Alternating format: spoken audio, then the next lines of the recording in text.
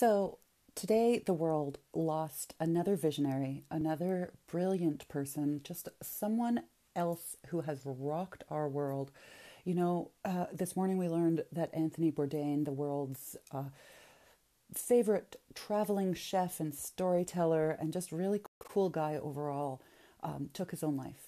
And following that earlier this week, we learned that Kate Spade, America's favorite handbag and purse and phone case and quirky designer, so many of my colleagues and my friends' favorite purse designer, everyone who I know has at least one Kate Spade something covering their computer or their phone or their iPad.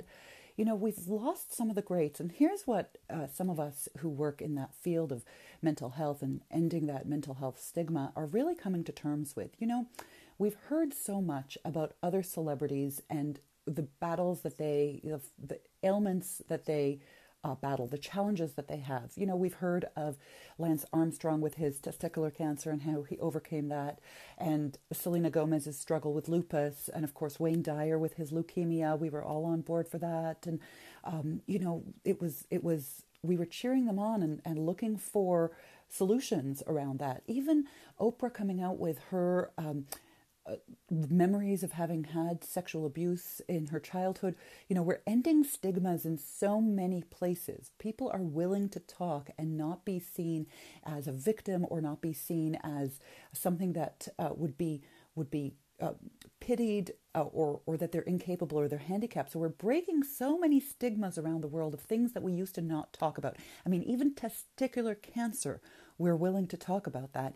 And yet, when it comes to mental health, the Kate Spades of the world, the Anthony Bourdains of the world, the Robin Williams of the world are suffering in silence.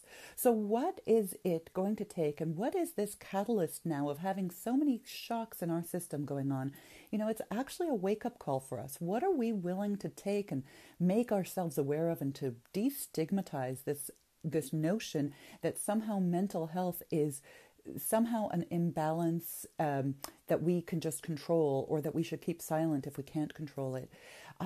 One of the spiritual teachings, or the mystics, used to say that a sign of mental instability is also a sign of great visioning, and a person who has capabilities of seeing much beyond themselves and is touching into that great insight that goes beyond our physical understanding.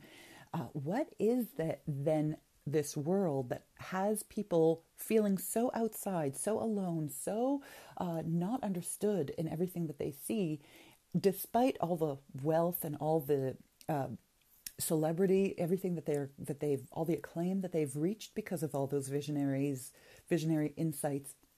What's it going to take for us to start to really create a world where mental health is not a stigma, where suicide isn't an option to get out of the pain, where we're actually celebrating and accepting and not looking at mental health as a disability, but in fact an enhanced ability to create things that were not there before. The actual act of creation, in fact, is one of the byproducts of a mind that works outside of the normal constraints, that thinks outside of the box. So why are we creating a world that punishes those outside of the box thinkers? And how can we start to create a world that actually creates that stability and that deep feeling of belonging and need, and lets them speak about their battles in the same way that Lance Armstrong and Selena Gomez and Wayne Dyer and Oprah Winfrey did? I'd love to hear your thoughts on this. Put them in the comments below or private message me. I love getting into these conversations. And until then, I really wish you a beautiful day and a beautiful weekend.